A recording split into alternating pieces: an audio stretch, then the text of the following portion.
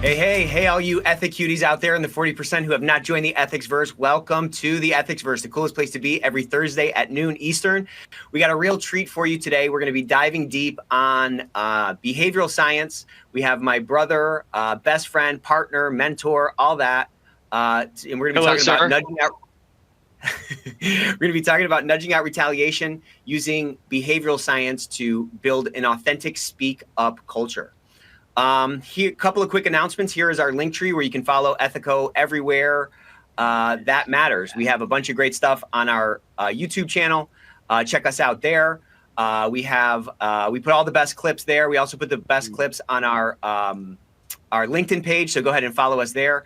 And today is my birthday, so we're going to be having a celebration today. Let's try to break that emoji record. Okay, I walked into such a prank. My team put 1,000 red Solo cups in my office. I stepped into the studio. There's 1,000 more red Solo cups in here. So we're going to be having some fun today.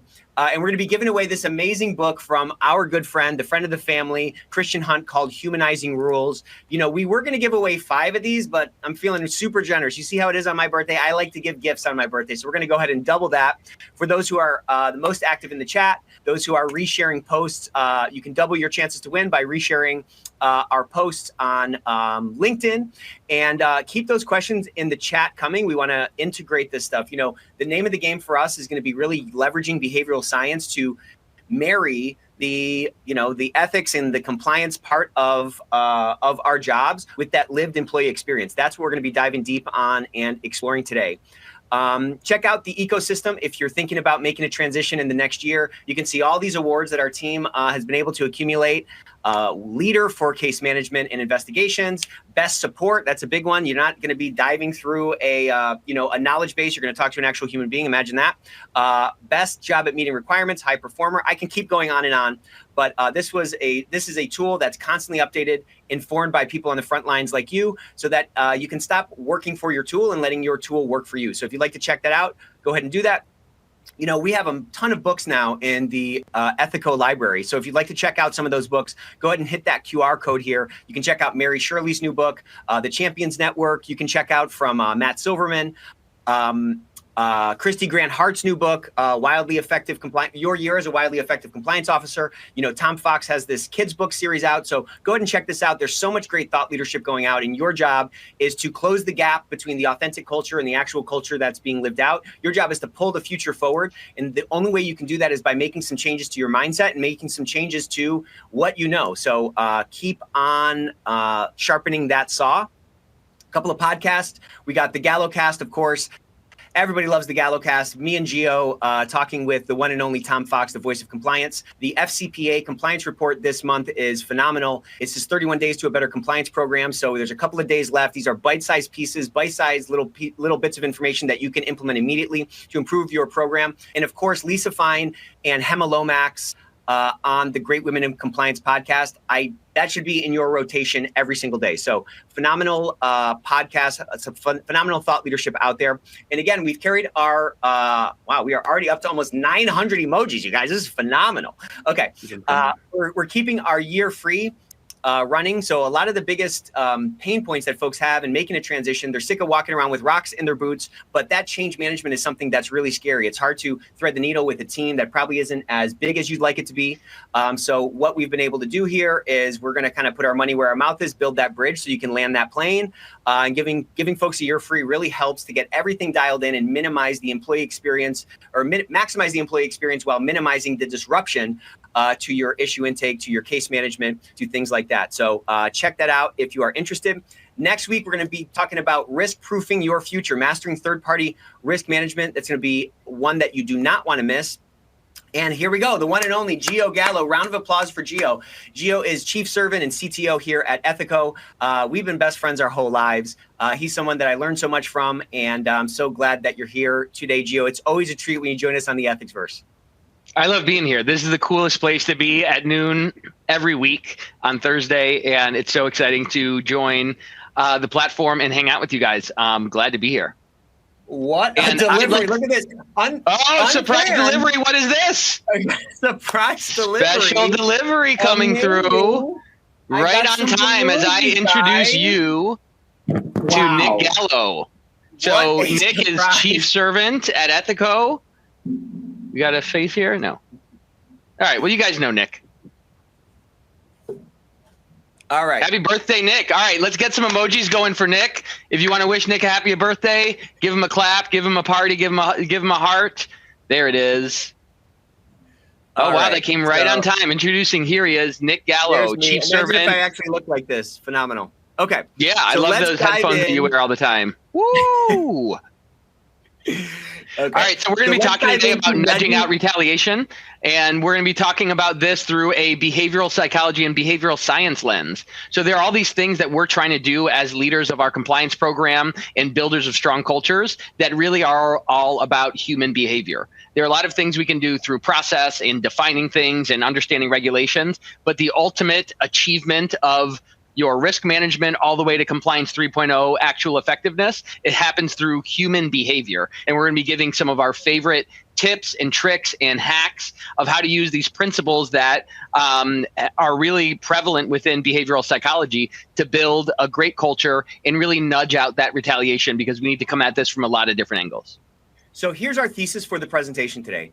The major function of ethics and compliance is to crowdsource risk intelligence at scale. Okay, which requires the participation of all these human sensors in our organization. But the way we've been doing it is not working. The ethics and compliance 2.0 approach does not work. Gio, why don't you walk us through this this industry lifecycle framework, ethics and compliance 3.0, so that folks can understand how we're going to be viewing this thing and what the promised land we're trying to ascend to looks like. Yeah, this compliance 3.0 framework maps the maturity of your program as a whole, of your executive team's view of compliance and ethics, and of individual programs through this maturity cycle. So if you're just getting started, or you launch a new program, or your company is launching its compliance team for the first time, you're probably starting in 1.0. And the thought is really compliance and ethics is about avoiding risk. It's about check the box, keep the boss out of jail type of thing. And then eventually you start doing that and you say, hey, isn't this really bigger than that? And you have some experiences where that really wasn't enough. We should have gotten there earlier. And then this thing starts getting integrated across your company, and it moves from the necessary evil to a cost center. That's actually an upgrade, if you can believe it. And a lot of 2.0 is focused on efficiency and scale. And let's make sure we can distribute a bunch of policies and we can make sure everyone gets training and things like that. It's still largely backward looking and siloed. And the 3.0 that many of you are getting to, there's actually the highest incidence of compliance 3.0 leaders across the Ethicsverse is people who attend the Ethicsverse every week. So you guys are doing it yourselves. Give yourselves a hand. But this 3.0 is actual effectiveness, not just check the box, not just we have a program, but we're actually figuring out what it takes to change behavior and keep our people safer, keep our company safer, and build a strong culture. This is forward looking. This is that ideal of having your compliance and ethics team as a strategic lever and part of the leadership conversation at your organization. And again, that can happen in your own mindset or your executive mindset in individual programs. You might have a 3.0 training program, but still be at 2.0 on your policies. And you can look at it overall as a maturity scale. And we find it helpful to kind of think through, hey, what is the next step of transformation that we need to do? Well, let's step up to the next rung on this ladder and we'll keep climbing and keep learning. So yeah, let's learn. Our goal for today is to explore cognitive errors, and we're going to explore cognitive errors and mind traps and utilize an ethics and compliance 3.0 approach to opportunistically and authentically drive this culture of integrity forward. That's what the name of our game is. That's how we're going to be able to pull the future forward. Look, 10 years from now, we're going to have to figure out something else to talk about on the Ethicsverse, okay? But what our job is to pull that future forward and make whatever is going to happen in 10 years happen in 2 years, happen in 3 years. The key is for us to understand these human sensors in our organization. So we talked about our thesis, we talked about our goal. Let's talk about some of our assumptions. First of all, speak-up rates are too low. 65% of employees saw wrongdoing last year, right? What else? We know that if you look at the NAVEX benchmark report or the Ethico benchmark report, people are speaking up at a rate of between 1.5 and 3.5 reports per 100. Okay, so 65 per 100 saw things wrong. 1.5 or 3.5 are speaking up. The point is there is significantly more risk intelligence existing within our organization. Okay, so how are we going to get it? Where are the rest of those reports? The second assumption, which is super critical to understand, is that there's a retaliation problem in your organization. There, I said it. Okay, so the ECI report that just came out said that.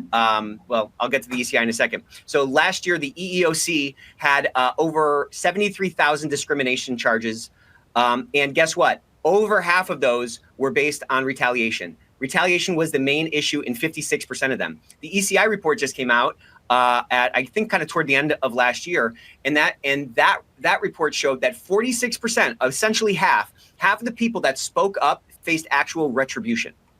So think about this: if your organization is even twice as good as average, you're twice as good as that average, you're still talking about 1 in 4 people who speak up are facing some kind of retribution. If I ask a room of compliance and ethics professionals how much retaliation is acceptable, everyone's going to say 0, right? So this is a problem in our organization. Second and third, fear of retaliation remains the number one reason that people don't speak up. Finally, all humans are subject to thinking errors and mental shortcuts. So we're going to kind of dive into some of these mental errors and shortcuts so that we can understand these cognitive errors that folks are subject to. And we're going to marry that and we're going to bridge that into how we can drive better speak up and how we can anticipate and utilize and take advantage of these cognitive errors. So there was this really famous book that came out a while ago called Thinking Fast and Slow by Daniel Kahneman. And this is one of my favorite all-time books. Gio, walk us through this System 1, System 2 framework that is the basis for thinking fast and slow. Yeah, part of the idea here is that we make decisions through generally 2 routes in our brain. One is the fast brain, and this is our intuition. This is automatic. It's impulsive. It's intuitive. These things happen without us doing a bunch of math problems and weighing a bunch of different options. This is just, you know it and you do it. And sometimes that's in normal stuff that you're used to doing. And sometimes it's you hear something, you hear a bang and you jump out of the way so something doesn't fall on you. But this is our fast system 1. This is kind of the core of our brain if you kind of look at a cross section of your physical brain. And then the more kind of advanced thinking is in that system 2. It's the logic, it's the calculation, it's the weighing pros and cons. This is us being deliberate and calculating, but the system is slow. So part of what we talk about, what Kahneman talks about in his book, and what we're going to talk about through behavioral psychology is a lot of us have a propensity to speak to the system 2 mind, to speak to the rationality and the instruction and the deliberate actions that someone's going to take. And part of what we're going to encourage you to do is if we can get our compliance and ethics guidance more into that core of the brain, more into those natural things, that lizard brain, then people are going to be doing things more automatically because it integrates with everything that they're doing instead of them having to stop and think. And there's a lot of leverage when you can, instead of just getting people to, hey, think about it, weigh the pros and cons, run through this, this flow chart of logic in your brain and then choose the right one, that's slow and you're not going to get a lot of compliance with that. If you can talk to that system 1 brain, then you're going to get a lot more people moving in the same direction. And that's ultimately culture. That's people moving in the same direction. So again, think about this system 1. This is the part of the brain that's below the surface. This is the alligator brain. Okay. So this is part of the brain that operates intuitively. This is suddenly without your conscious control. Like if you've ever seen a scary movie and you jump when they do one of those jump scares, that's your system 1 reacting, right? These are rapid actions and judgments that are tied to our survival advantages. We tend to live in our robot brain, right? We think that we are these logical beings. We take in ones and zeros, we weigh them logically and arrive at the most logical conclusion, right? So this is our system 2. This is what we when we visualize individual decision making, this is where we're living. This is our beliefs and reasoning. So our conscious activities are all existing in that system 2. So we need to understand both of those things. So first of all, we are gonna be giving away prizes because we love ya, and we don't even like making money around here. We just like giving away books. You know what I mean? So I'm gonna ask this question, and whoever can answer it fastest, you're gonna get 1,000 points. Okay? So the question is, a bat and ball cost $1.10 in total. The bat costs $1 more than the ball. How much does the ball cost? Oh my gosh, we got another delivery. While you're thinking of that, drop that in there. I got a beep boop coming. Wow. Okay, do we have some answers in the chat? Drop those answers in the chat, you guys. Wow, thank you. Amazing. Amazing. What an Ethicsverse today. Birthday king over here. 10 cents. A lot of 10 cents in there. A lot of, okay. All unplanned. This is a surprise for me. I love a good surprise party on the Ethicsverse. So here's my crown. All right, we got some 10 cents. We got some 10 cents. Okay, it's $1 more. Oh, and the answer, here's the Philip? answer. If 10 cents came to mind, your system one was tricked, okay?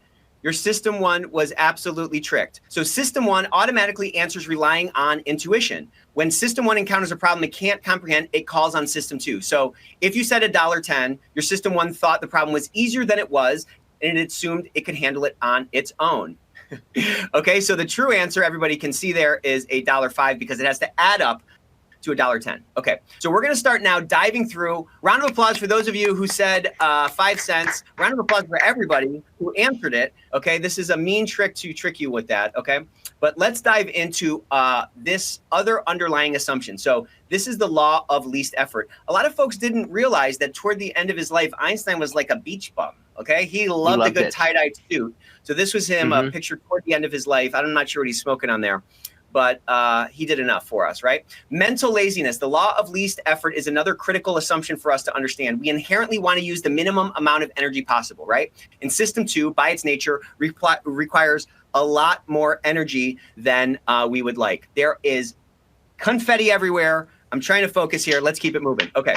Our mind won't utilize system two unless it thinks it needs to. So when we avoid system two, our mind is limiting the strength of our intelligence.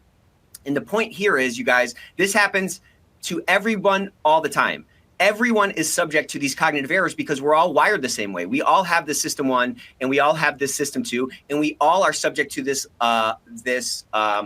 this law of least effort. Okay, so I want to divide, we're going to put a dividing line at the Mississippi River, okay? So if you're east of the Mississippi River, I guess that would be this way for you. If you're east of the Mississippi River, you're going to be on team one. And if you're west of the Mississippi River, okay, you're going to be on team A. So we have team one and team A.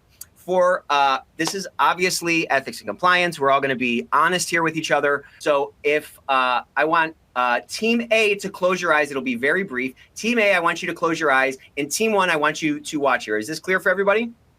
Okay, team one. Team A, you should close your eyes. If you're in Asia or California, team A, you should be closing your eyes. Okay, so pick a team and stick with that team for the rest of the show, okay? Team one, ready? Look at this. Man, oh man, imagine coming home to this. You got it? Look at all that. Wow. Okay, next. Okay, so now team one, close your eyes. Team A, I want you to open your eyes. Team one, we can see you, by the way. Okay, so no cheating here. Team A, ready? Open your eyes, team A. Whoa, imagine coming home to this. Imagine seeing that everywhere. That's crazy. Okay, got it? Okay. Everyone open your eyes now. Team A, open your eyes. Team one, open your eyes. Now, this is, again, another race.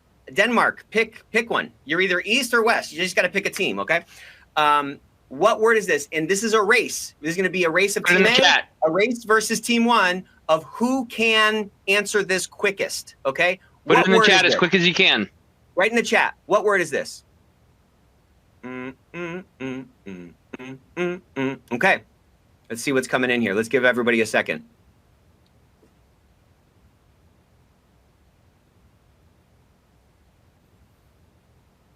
All right. Well, the point is soap, soup. Okay, we got some coming in.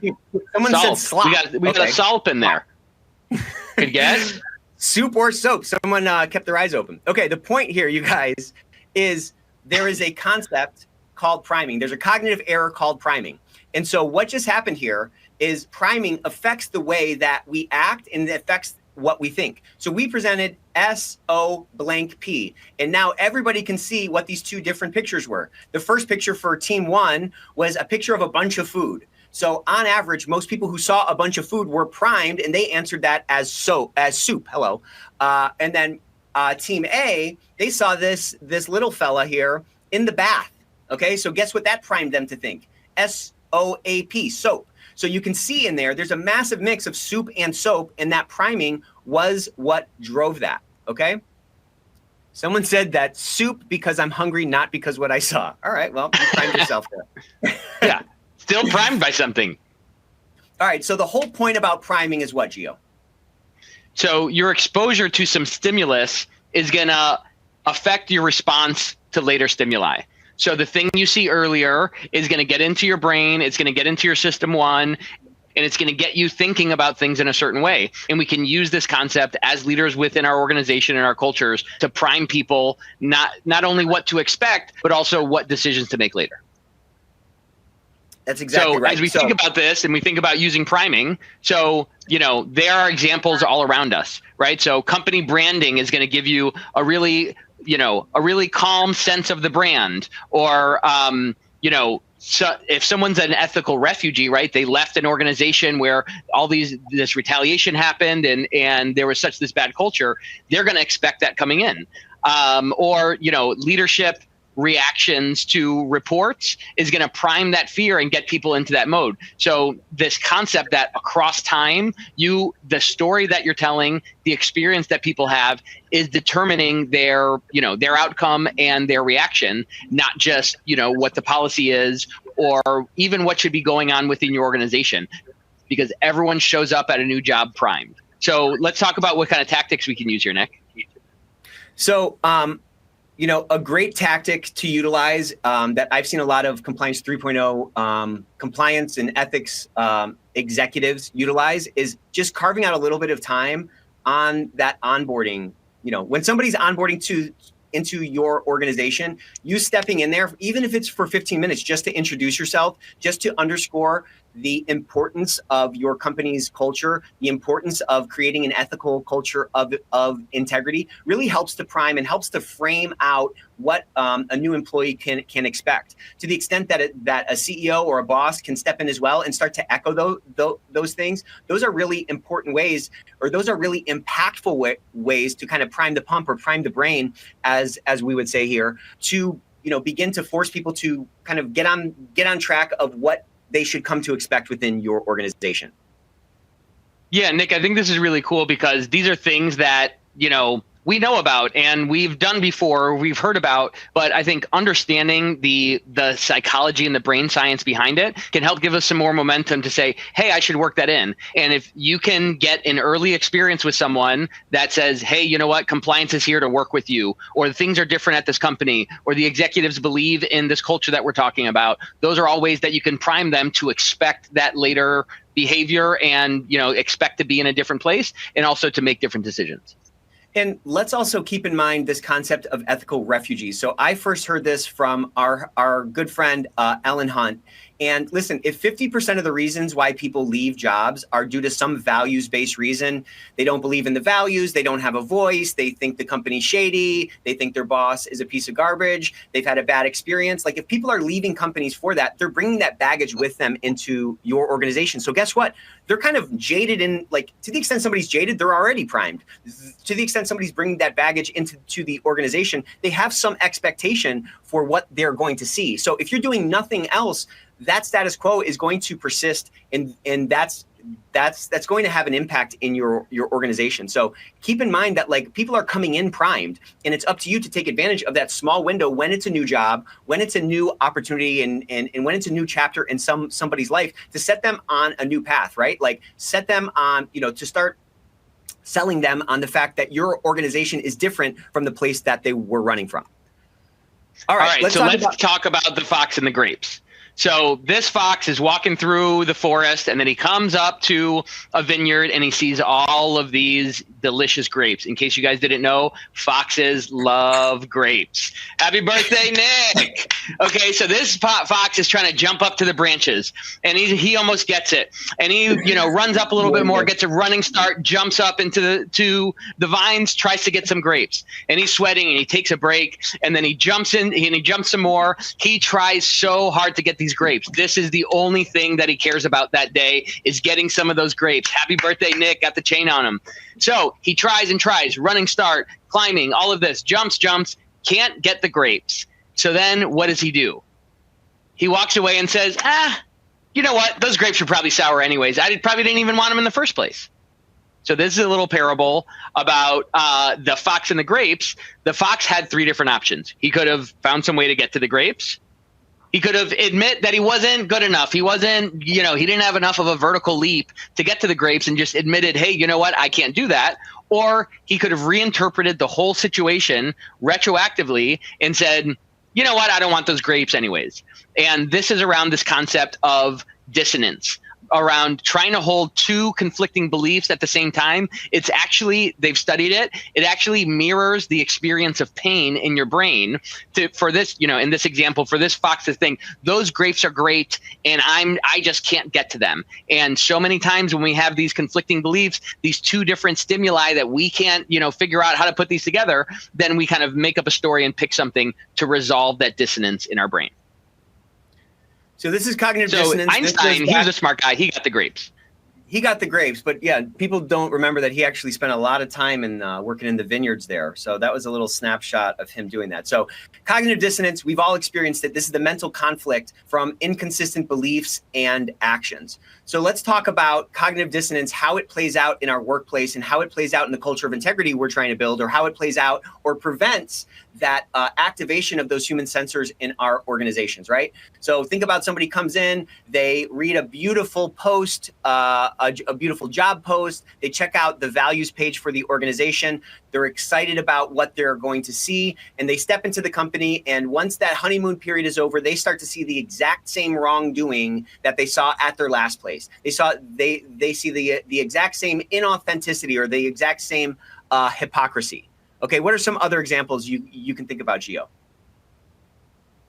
Yeah, so I mean, this happens when someone has been told by their manager, "Hey, you know what? I'm on your side. I'm going to be advocating for you to get a promotion or whatever it is." And then they see a bunch of experiences of them not doing that, or they hear them talking bad about them and stuff like that, and they're saying, "Hey, I have this idea that the manager is on my side, and then I'm going to experience all this other stuff."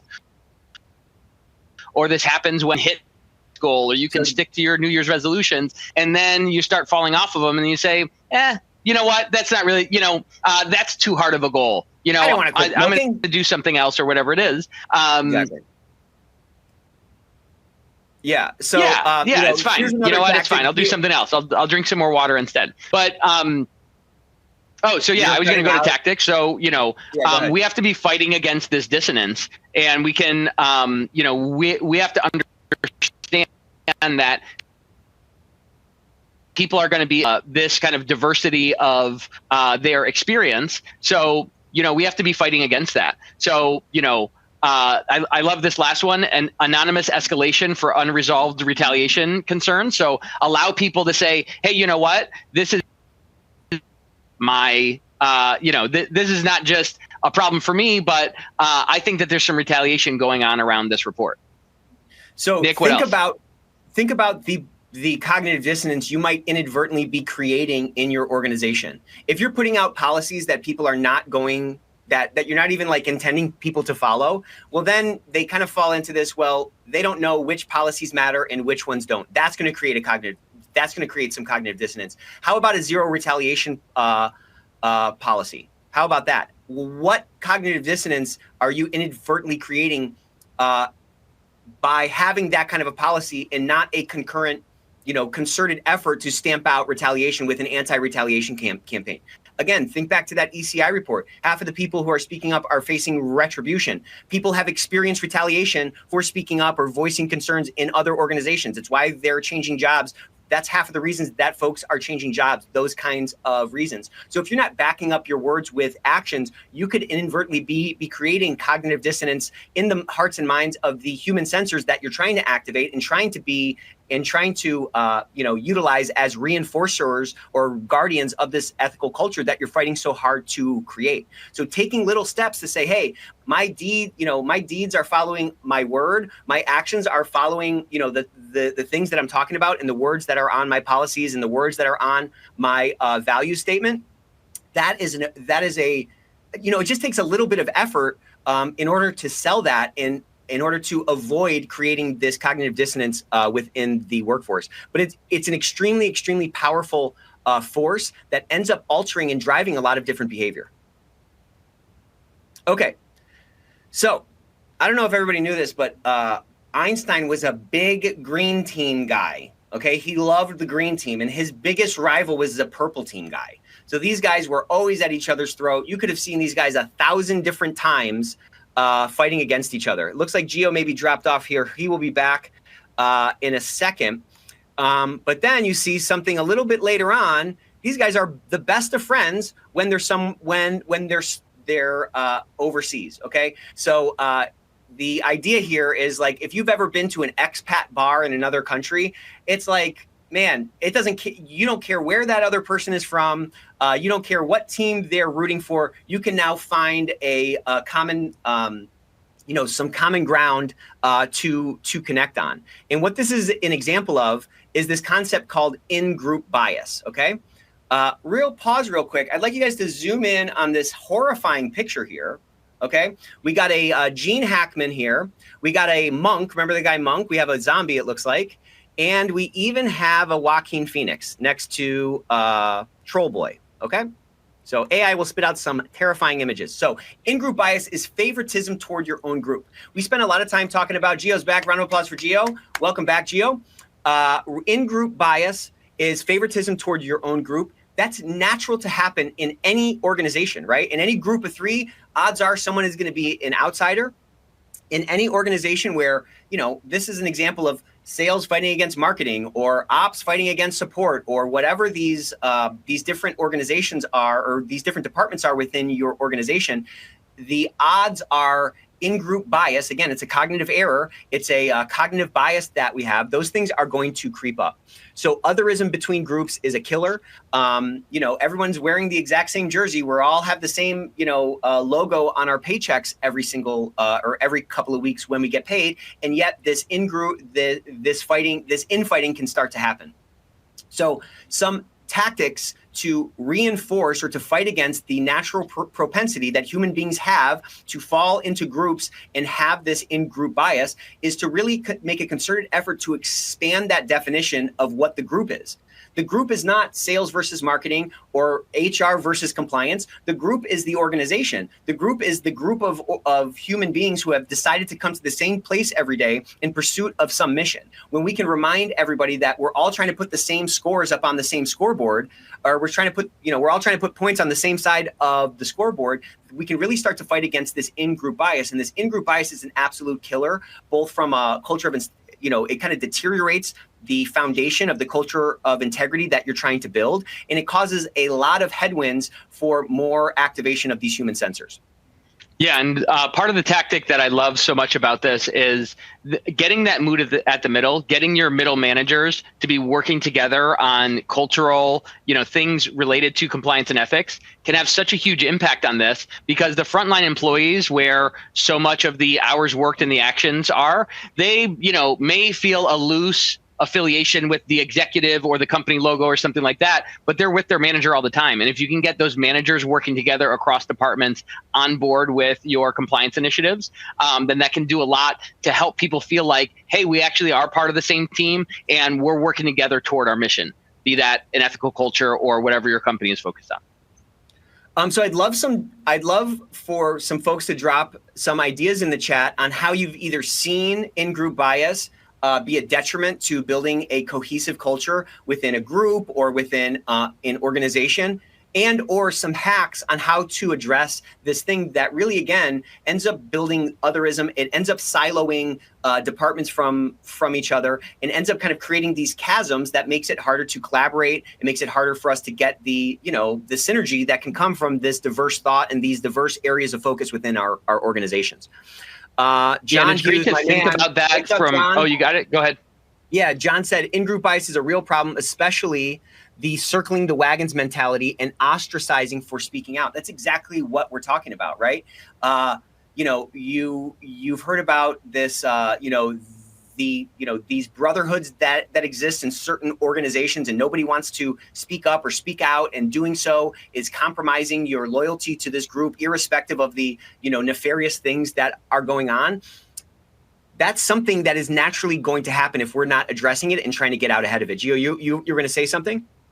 Yeah, I was going to say that it's great to think about this from both different angles, right? You can think about how you can have a positive impact by making people part of the group that you're talking about. Let's get some more claps for Nick, the big birthday boy. You can think about how you can positively impact culture. Party. Champion, real champion here.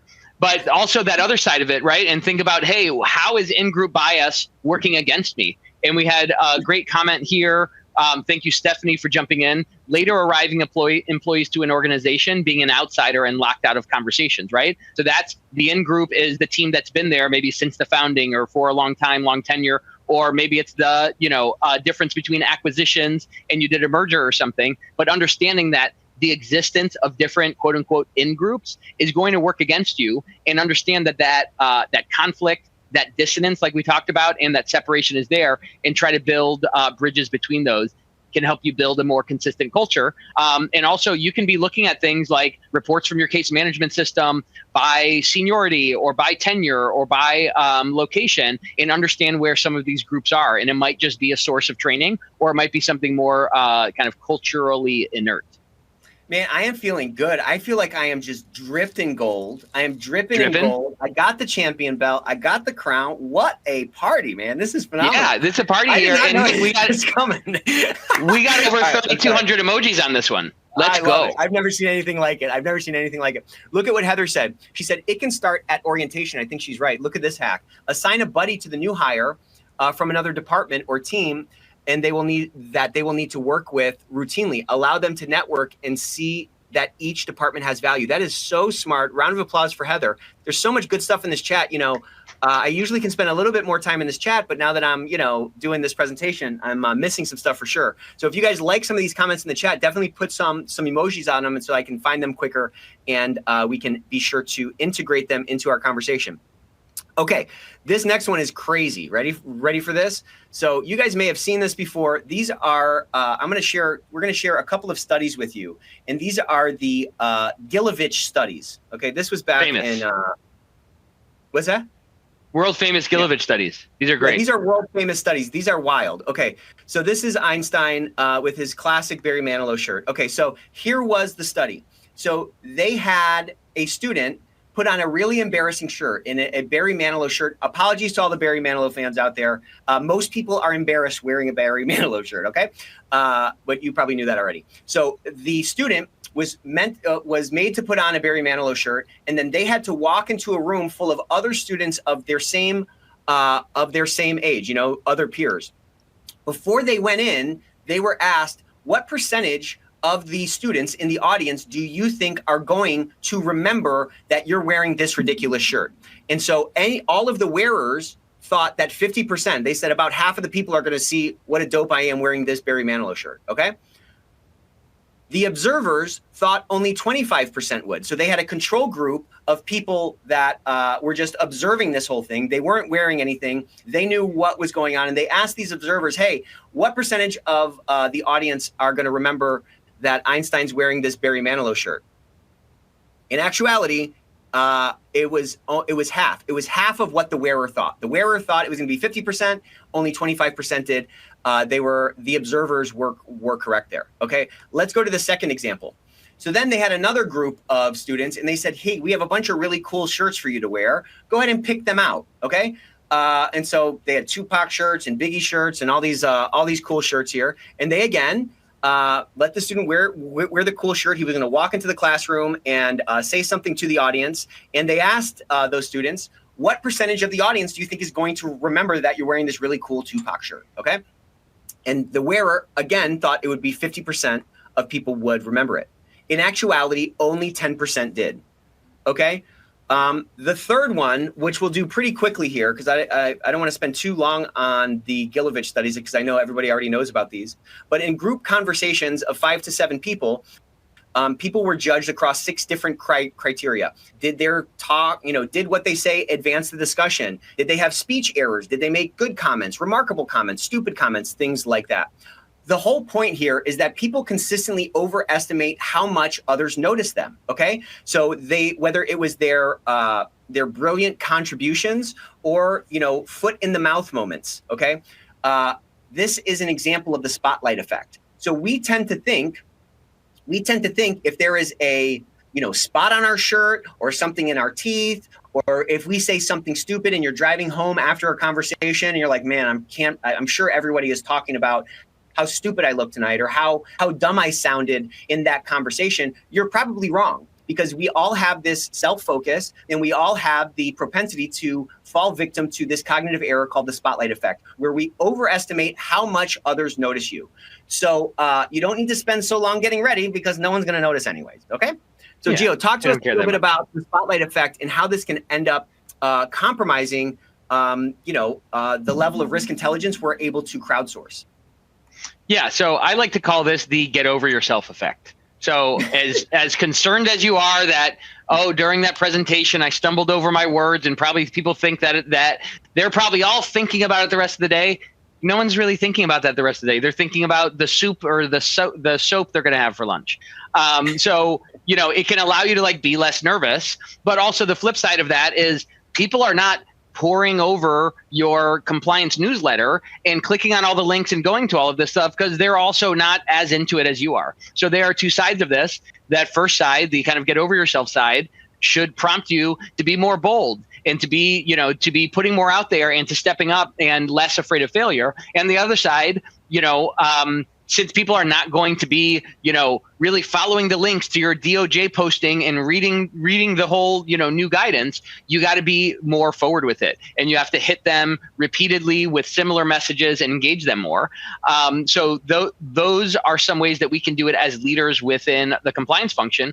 But also you got to understand, right? We need to be leading with empathy as we're crowdsourcing risk management at scale. And you have to understand that there are some employees on the second bullet on the left, they might perceive retaliation when nothing abnormal was happening, right? They might, come in the next day and be looking around and saying, I'm sure somebody knows that I called the hotline last night. I'm sure somebody is reading my anonymous report and looking for that potential retaliation, especially if they're an ethical refugee, especially if they're used to some of the, that out-group bias that we were talking about, and it might not even be there. So again, the kind of get over yourself should prompt us to be communicating more clearly and more frequently, and understanding how this works against you should drive you to do things like, with that perceived retaliation, do what you can to make it clear that, hey, here's how the process runs, and here's how we're monitoring it, and here's how you can, speak up in a different way or follow up with us if you perceive retaliation, because everyone out there is focused less on what the compliance team is doing and more on their own perception and experience.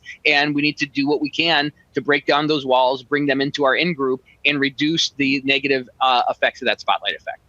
We're in the knowledge work economy. We are our work. We put so much of ourselves into our work. For us to do our jobs with any sustainable efficacy, we have to crowdsource this risk intelligence, and we have to keep these human sensors activated. So it's on us to understand these cognitive hacks or these cognitive errors, and it's on us to anticipate them and put a risk management apparatus in place that allows these human beings to stay engaged, to feel that inclusion, to feel that belonging, and to stay part of our culture of integrity. So, another great hack here is just setting a schedule to follow up with people after you've concluded a report, right? Follow up a week later, follow up a month later, follow up 90 days later, and see if there's been any retaliation. That sends a very clear message, A, that your organization is committed to stamping out the retaliation that inevitably is going to exist, because again, it's a bunch of human beings.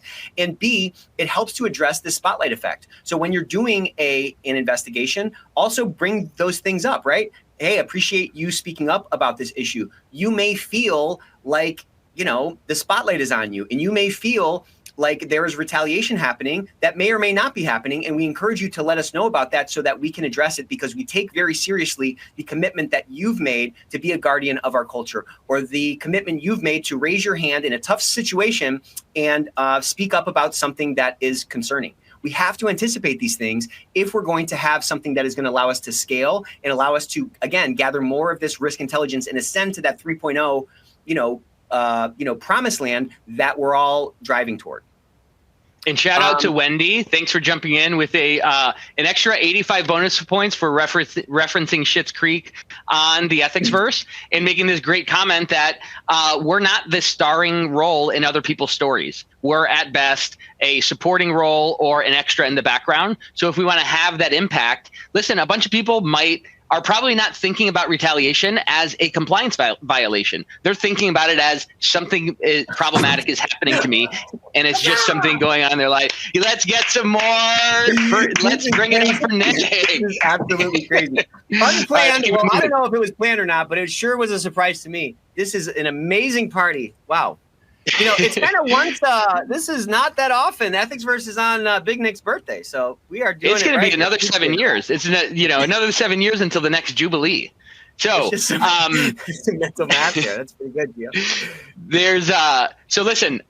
Let's do a little quiz on this. Open up your chat. Get ready for this. So, the Air Force is running planes. A bunch of planes are getting shot down. This is, the age of the Red Baron and things like that. And they get these planes that come back, and a bunch of planes get shot down. And the planes that make it back, they see all of these. They map all of the places where they got shot. And, let's say it's 20 different planes that made it back, and they add up all of the shots on the plane in these areas. So you're trying to figure out how to keep your planes from getting shot down. So where would you choose to reinforce, put more steel, put more metal to make this plane stronger? Tell us your ideas for if you saw this and your team did some research and they said, hey, here's where all of these planes have bullet holes. Where would you start reinforcing them?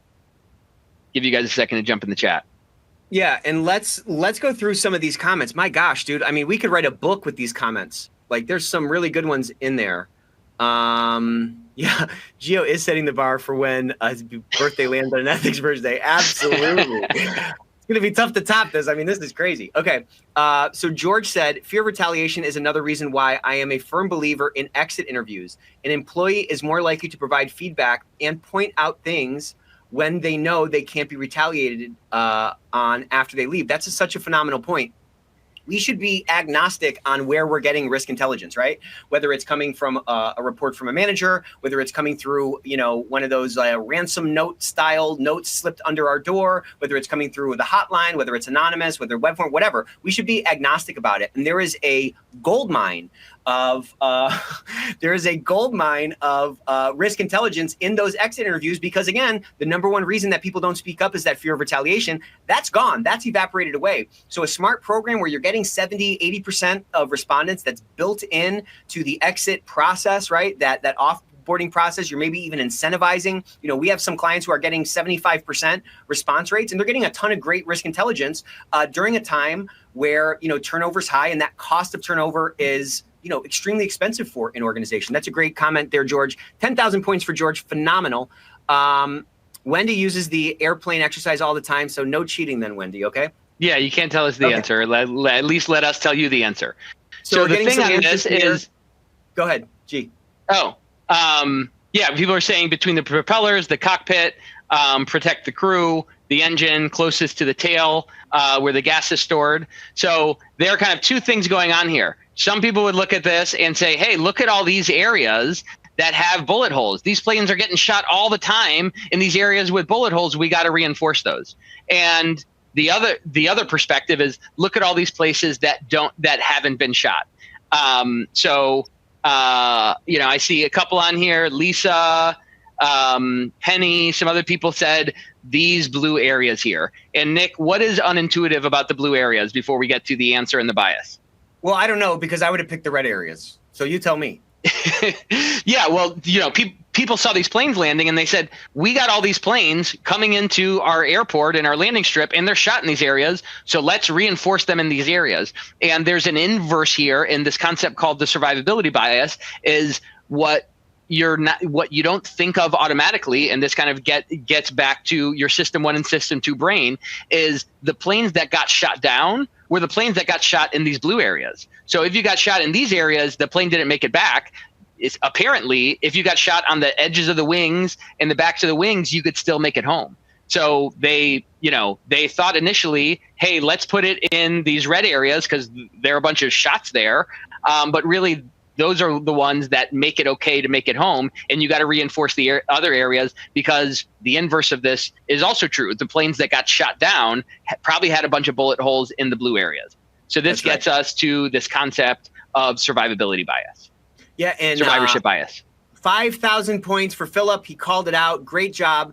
This is back in those days, that time where he got shipwrecked, Einstein I'm talking about, and he was having a real, he was trying to be a survivor, if you can tell here, okay? Barefooted. Yeah, he had his own little Wilson. He had his own little volleyball. He had a little Wilson going, exactly. So survivorship bias is missing failures or successes due to non-examples. So what are some examples of survivorship bias, or the lack thereof, the inverse of that inside of your organization, and how can that be preventing you obtaining more risk intelligence or more buy-in from the human sensors in your organization? So one big one is the lack of positive outcomes after reports, or the lack of visible, successful whistleblowers, right? If there are not whistleblowers who are held up as, guardians of the culture and held up as the type of folks that people should be emulating, well, you're kind of shooting yourself in the foot from a survivorship bias perspective. You can, so say it another way, you can really take advantage of this, of these natural propensity for people to fall victim to survivorship bias by holding up whistleblowers and having little stories from people that have been identified and are willing to share their experience. You have to think that if retaliation is as prevalent as the Ethics and Compliance Initiative says it is, which I believe it is, 50% of people speaking up are experiencing some kind of retribution. It's on people's minds. So if you can show that, hey, this is a safe place to do it, this is not like the other places you've experienced a retaliation in. This is a place where we really value those who speak up. And look, we have ethical champions in our organization, and we have stories on our ethics portal of folks who have actually spoken up and they've been advanced or they've ascended to these other positions of power. Or even if it's something simple, like here's a list of all of our reports that happened last year, and here's our turnaround time on these, right? If we can show that there's some, if we can lean into some transparency and show folks that them speaking up is not only encouraged, but it's also safe, then you're naturally going to get more people engaged in this process and in this apparatus that you're trying to build. Yeah, it's such an important thing about survivorship bias is just to force yourself to think about what you don't have, right? What are the reports that you're not getting? What are the things that the average employee in your company is not seeing? They're not seeing that successful report that helped keep everybody safer. And think about what's not there and try to either consider that in your analysis or go find those things. Go find those those ethical champions to help build a different narrative than what might be kind of the status quo of people just assuming that things are going to go wrong. All right, we got to get moving here. So let's dive into this next one. So if this is a young Einstein, this is before he grew the mustache and everything else, he bought a blue car, and then guess what? He saw a blue car everywhere. So if you've ever experienced this, you get a new pair of shoes and now you see everybody's got the same pair of Nikes, or you get a certain color car and then you see that color of car everywhere. This is called the Bader-Meinhof phenomenon, okay? So the Bader-Meinhof phenomenon is you start to notice something more after learning about it. So how can we take advantage of the Bader-Meinhof phenomenon? Again, cognitive bias that we all fall victim to. How can we, where do we first of all see that? And how can we take advantage of that to drive more speak up, to drive more participation in our creation of this, culture of integrity? So if you remember when Me Too was going on, you probably all saw a spike in your Me Too reports, right? Because that was top of mind for folks. When, there were COVID headlines all the time, we saw a huge spike in COVID reports, right? So when people, again, when they perceive retaliation patterns, they start to see it everywhere, right? So if you are expecting a bias, then you're going to start to see that bias. You're going to start to see the confirmatory evidence, and really our mind is going to be zeroed in on those kinds of things. So what are some ways to kind of use this for our advantage, Gio? Yeah, so this is what's really cool is as you start opening your mind to these behavioral science, instances and behaviors, these things kind of start stacking up. So you can use this phenomenon to, show somebody during onboarding, hey, here's an example. Look at Sally. She reported something and she helped us fix something and no one got in trouble. We just all took care of it. And you can have people start looking for those instances of, a good experience in interaction with the compliance program. You can also, help prime people and say, hey, telling stories is a great way to leverage this Bader-Meinhof phenomenon by saying, hey, here's something that happened. This is, this person, they went on a trip, they saw this thing happening, and, then we were able to, mitigate this risk. By telling that story, you can have them looking for that certain type of thing. So those education campaigns can do that. And also, understanding that the more you talk about something, the more you're going to get other people to kind of see those actions going on and taking part in the program. That's right. Okay, another exercise here. Thanks for that, Gio. Those are good points. Let's talk about Ali and Beesh. What is that? Is her name? Beesh. Ali and Beesh. Beach. Okay. Ali is intelligent, industrious, impulsive, critical, stubborn, and envious. And then we got Beach or Bitch or whatever. She is stubborn, envious, critical, impulsive, but she's industrious and she is intelligent. So who do you like better? Ali or this other gal whose name I can't pronounce? Well, most people like got turtleneck, so that works in both their favors. I love a good turtleneck. I might be stepping into my turtleneck era. We will see. So the interesting thing here is that most people like Ali, but the traits are the exact same. So you can see that all of these adjectives that describe either one of these individuals are the exact same words. They've just been presented in different orders. And so this is an example of the halo effect.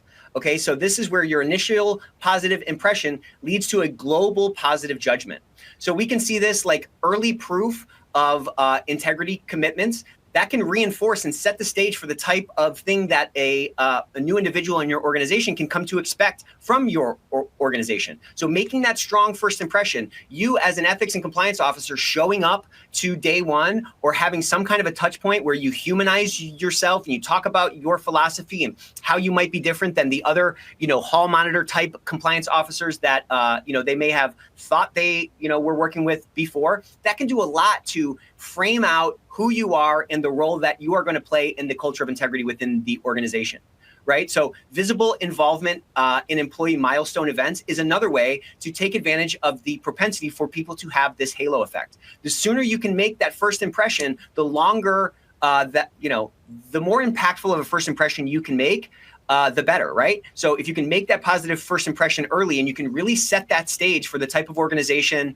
that you're building, the role that you're playing, humanizing yourself again, those things can pay dividends for you over time. And these things really start stacking up. When we can start tuning in to, listen, the words on the page are important. Our policies are important.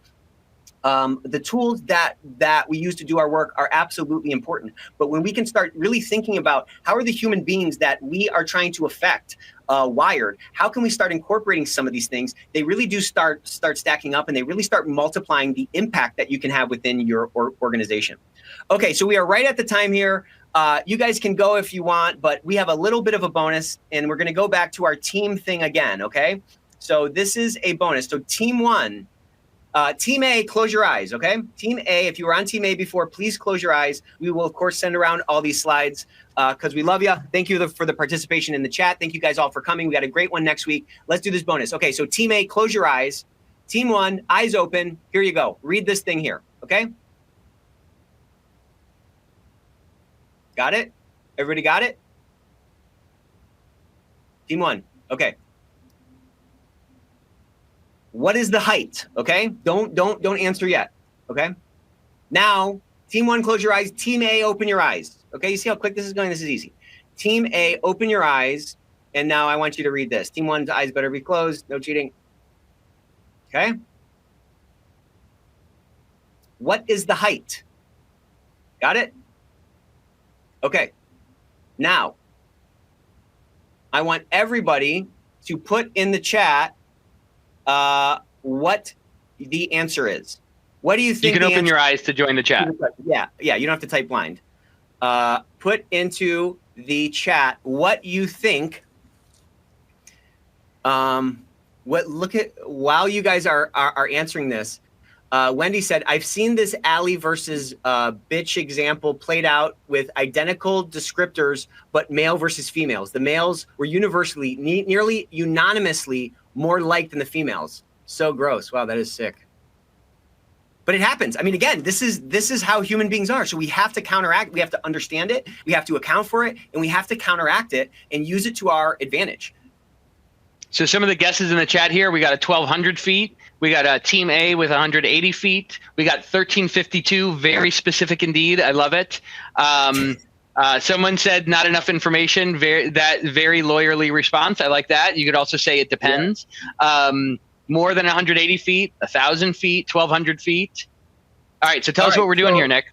So the Redwood study was just exactly that. Two different groups were presented with these two different questions. One group was asked, is the height of the tallest redwood more or less than 1,200 feet? And the other group was asked, is the height of the tallest redwood more or less than 180 feet? And what is the height? So inevitably, the averages, so the first group had an average of 840. The second group had an average of 282. And we've seen that same thing happen in the exact chat. You understand what I'm saying? We're proving that this stuff is happening because we're all wired this way. And what this is all about is this is called the anchoring effect. Look at him, guy's missing a finger. Nobody knew that he only had 9 fingers. The anchoring effect is the initial number influences estimation. So if we can recognize that people are prone to anchoring, and we can take advantage of that, and we can hack their mind earlier. So sharing aggregated data on report types using, if nothing else, this is the best hack you can ever have here, okay? So if you are presenting your budget for next year, or you're asking for some kind of a tool from the CFO or from the executive committee, a really great hack is to anchor them to a massive number so that the number you actually ask for is way smaller. So you could say, you know what, I'm not asking you for a $5 million budget. That $5 million budget, that conversation is going to come a couple of years from now. All I'm asking for is an extra $200,000. Well, now that $200,000 sounds way lower because I've already anchored people, I've already anchored those decision makers to a much higher number. My wife did this with a little bit of a, project that we have at our house. It works on me, even though I know about anchoring. I'm an anchoring expert, and it even works on me. So think about how you the puppy. We're not going to get 6 dogs. I'm not trying to get 6 dogs. We just don't need 1 dog. Yeah, exactly. She's like, we're not going to buy a pack of dogs. I'm not asking you for 2 or 3 dogs. I just want the one. That one sounded a lot easier to manage. So if you folks got to go, of course, the replay will be available. But I do want to talk about one more of these things because I just love this kind of stuff. I love this stuff. Okay, so this one is this is Einstein going to get a movie ticket, and this is him finally showing up at the movie, and he's having a really, really boring time. Okay, but it's the worst movie he's seen, but he can't leave the movie because he already bought the ticket. Okay. Oh, I didn't even change it. So sorry about that. So here, look how excited he is to buy the movie or buy the ticket to go see this movie. Now he's in the movie, he's having a terrible time, but he just refuses to leave because he already spent the money on the movie, okay? So this is an example of what we would call the sunk cost fallacy. This is when he was lost at sea, This is the sunk cost fallacy is when our decision-making is biased by our previous investment. I've already spent the money on this movie. I can't get away from that right now. I'm just gonna stay doing what I've been doing because I have so much time invested in it. I've spent so much time trying to train this person up and trying to get them back on track. I don't want all that to be wasted. I'm gonna keep pushing forward a little bit more. The stock that I bought is falling through the floor, and I have to hold on to it because I've lost so much on it, and I don't want to realize those losses. Those are all examples of this sunk cost fallacy. So refusing to sell a stock I just said, and this is really another way to talk about the status quo bias. Just staying in the mode that you're in, or staying in the decision that you've made, irrespective of the new data you've been presented with. So the best tactic to fight this sunk cost fallacy is to consider opportunity costs objectively. If we as human beings have a hard time incorporating opportunity cost into our decision making. So if you can step out of it step out of the emotion that might be keeping you Velcroed into a decision that's a losing proposition, and start to consider those opportunity costs objectively, again, up into your system 2 brain, you're going to find ways out, and you're going to find ways to fight against that sunk cost fallacy. What else, Gio? Yeah, I think, just taking a fresh look at the way your team is doing things. I think that when you need to transform a process or change a technology or implement a new system, a lot of times you think, oh man, well, you know what? It's going to take a bunch of work for us to do a new implementation. But when you think about it, if you're going to be on that new system for 3 years, well, a 3-month implementation, yes, it's going to be disruptive and it's going to take some effort. But that 3-month implementation, if it's saving a bunch of people time every week for the next 3 years, then it's going to pay for itself. And you got to think of that kind of total cost of ownership perspective. And this sunk cost fallacy, I think a lot of people know about this, but I think a great way to test it and apply it is the sunk cost fallacy keeps you stagnant. It keeps you in the status quo, and it keeps you thinking, hey, you know what? I'm just going to stick with this because it's going to be hard to change it. So many times, if you pick up your head and you look at the full landscape, you realize it's worth making a change. I'm going to, take the effort that it takes to make the change to get to a better place. So thank you guys all for staying. Everybody who stuck around, this was a lot of fun. More fun than I was even hoping it was going to be. I got a nice belt out of the mix. I got a crown out of the mix. I'll be wearing this the rest of the day. Hope you guys enjoyed this and found some value in it. Please share it with your friends, and let's keep growing this community. The impact that our industry can have is going to be contingent on the relationships we build and the extent to which we take advantage of this collegial thing that we're a part of. It's extremely unique. All industries are not like this. And it's up to you to take advantage of the ease with which you can get information from other people and the ease with which you can connect with other people, because don't forget, we're all fighting the same fight. And in life, you get no bonus points for reinventing the wheel. So your network is your net worth. Neither are big enough. Connect with somebody today and join us next week where we are going to be deep diving. And thank you all for coming, and we'll see you soon. Take care.